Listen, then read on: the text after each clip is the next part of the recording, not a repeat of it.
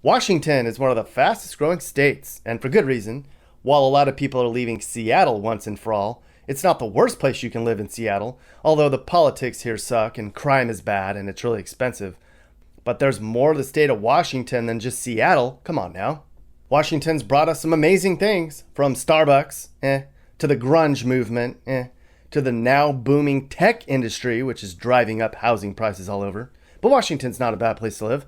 Well, it's known for being gray and rainy. The weather here stays temperate and cool, which makes outdoor activities that much more fun. You're surrounded by stunning scenery. There's hiking and camping in the summer, and skiing and snowmobiling in the winter. There's a ton of stuff to do here. Nobody's going to deny that. However, it's super expensive here. The average household income here is $73,000, and the average home is about $450,000 and going up all the time. So you're going to need to have a good job if you want to come here. That's just the way it is on the West Coast. Despite the home prices, this state continues to grow really fast. So if you're thinking of moving to Washington, you're not alone. So how did we pick the best places to live in Washington? Well, we're going to look at statistics mostly, and comments and feedback from people like you guys who live there, right? We're going to look at the places that have the best schools, the lowest crime, where there's a lot of jobs and where people are just happy. And sadly, what we're going to find out is most of these places are going to be way too expensive for the average person like you. But we have to look at them anyways. Here are the best places you could live in the state of Washington.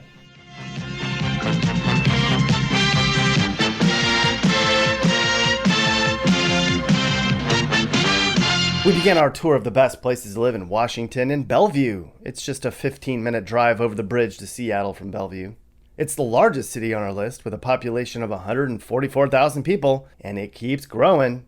Bellevue was a Seattle suburb, but it's grown quickly, and now it's part of the economic hub of Seattle's east side. It's home to a bunch of corporate headquarters, including T-Mobile and Expedia, and has big names like Facebook and Google planning new centers in the near future. If you're into tech, this would be a good thing. No wonder Bellevue is considered one of the best places to start a business. If you have the money, that is. And with the influx of that tech money comes plenty of things to do. So you don't even have to travel into Seattle, which is a good thing. There's a big park downtown and a botanical garden. It's a very young place. The average age here is 37, but only 35% of the population starting a family. So Bellevue is full of young, upper middle class people who are looking to have fun and spend all that money. And you're going to need to be making that big tech money to live here, pal. Homes average $1.2 million, and the cost of living is almost double the rest of the country. Get in on it now, because Bellevue's home values went up by 20% in the last year alone. What the hell, Bellevue? Now we're going to head down the coast to Mill Creek. It's in Snohomish County, about 45 minutes northeast of Seattle, kind of by Everett and Linwood. It's one of the few places we're going to talk about that's not really close to Seattle. It's way up near Canada, kinda, so if you wanted to live near Canada, it's a good option. Why you'd want to live near Canada, I don't know. Mill Creek's much smaller than Bellevue. There's only 20,000 people here. It's really safe when compared to the rest of the state. It's very family friendly too. 68% of the population has kids at home, and the schools are amazing, supposedly.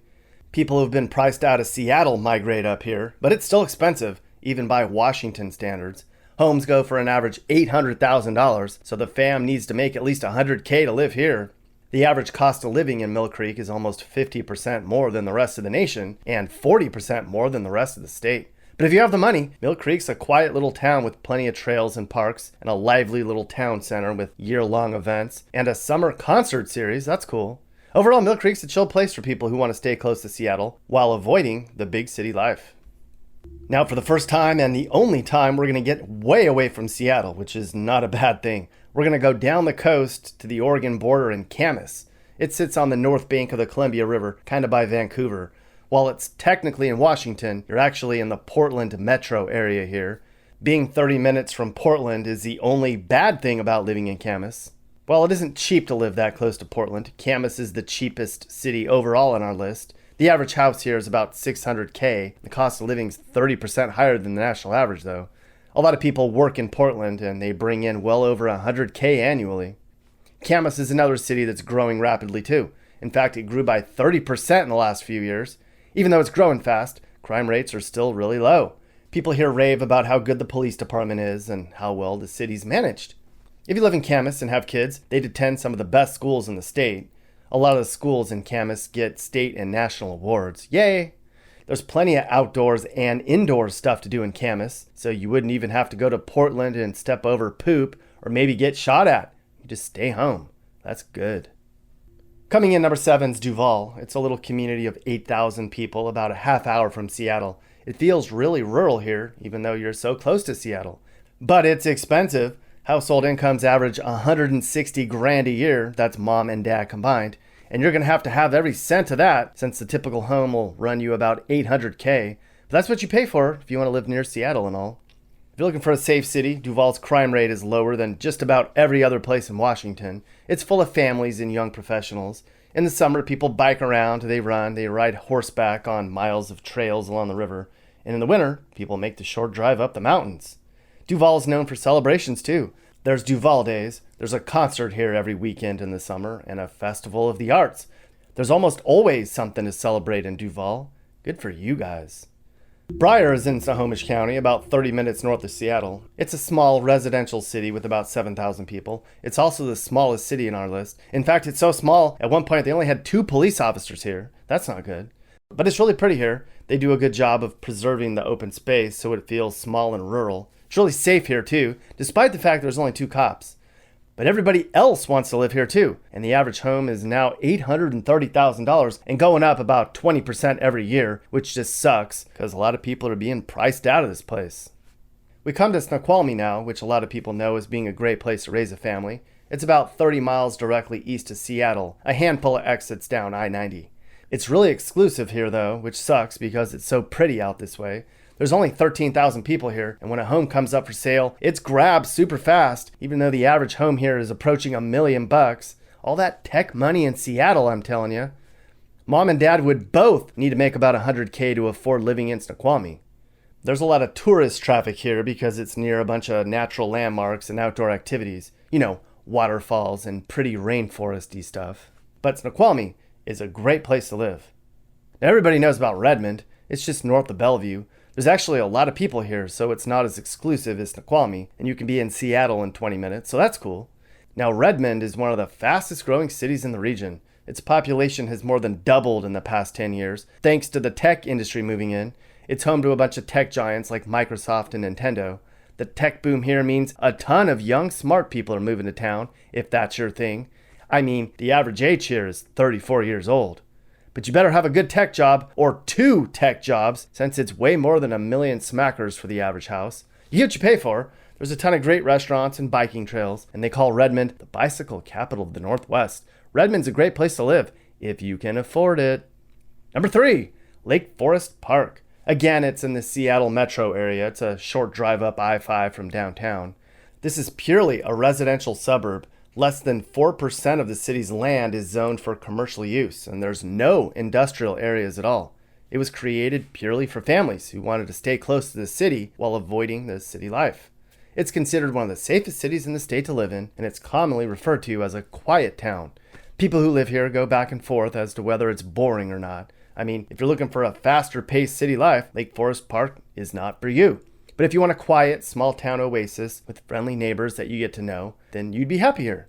It's a simple place with excellent schools and friendly neighbors surrounded by beautiful trees and wildlife. And no, Lake Forest Park did not pay me to say that, although I wish they did. And right down the street are local restaurants, bookshops, and shopping centers with all the locals. Ah. The average home's $880,000 though, but you probably expected that. Way out on the countryside is SAMMAMISH. It's another quiet community 30 minutes outside of Seattle that's also growing really fast. It's more than doubled its population in the last 10 years, and it just keeps growing, people. You're surrounded by nature. There's lakes and mountains everywhere. You'd be secluded enough that you wouldn't be bothered by all the traffic, but you're still close enough to places like Bellevue and Seattle. It has a small town feel with outdoor music. There's friendly people here and food trucks and farmers markets. SAMMAMISH is a great place to live, and it seems so idyllic, right? Well, pal, you probably can't afford it here. Homes are well more than $1 million, and the cost of living is double the national average. All the prices are just going up and up. So by the time you watch this, you might be out of luck. Where's the best place to live in Washington? That would be Mercer Island. Yes, an island is the best place to live in the state. Although there's a lot of people who would say the San Juan Islands would be an even better place to live. Mercer Island's that little stretch of land you cross over when you head east out of Seattle on I-90. There's a bunch of parks and public beaches and more than 50 miles of hiking trails here. But before you get too excited, you should know Mercer Island is Washington's most expensive place to live. The cost of living is way above the national average, like way. Homes are about $2 million, and there's probably no way you'll ever be able to afford it. But you wanted to know where the best place to live was, and this is it. It's not going to grow very fast here. I mean, it's on an island, so there's nowhere to expand. And that's why it's so expensive to live here, and why home prices keep going up. It's a great place to raise kids, it's really safe, and the schools are amazing. But you can't afford it. Did I say that already? Well, there you have it. The best of the best in the Evergreen State. As we've seen, you'll have to make a lot of money to live in these places. But they are the safest places in the state, and they have the best schools and the best quality of life. If you want cheaper, you're going to have to head out into the sticks into no man's land in eastern Washington, pal. Great people out there. Very conservative, hard-working folks. I'd recommend that over all this other Seattle metro area mess. Seattle is not the kind of place where you'll meet anyone. Their politics make this place unfriendly for everyone. So if you move, enjoy the gloom, where the homeless have a view. When the cops won't protect you, Seattle don't shine, Seattle don't shine. Seattle is not the kind of place where you'll meet anyone. The politics make this place unfriendly for everyone. So if you move, enjoy the gloom, where the homeless have a view. When the cops won't protect you, Seattle don't shine, Seattle don't shine. Hey guys, if you learned something new about America or what it's like to live in America, great! You should think about subscribing and turning on your notifications. You can also click one of these videos or playlists for more. You can also now buy my songs on iTunes and other formats. Click the link in the description. Thanks for watching.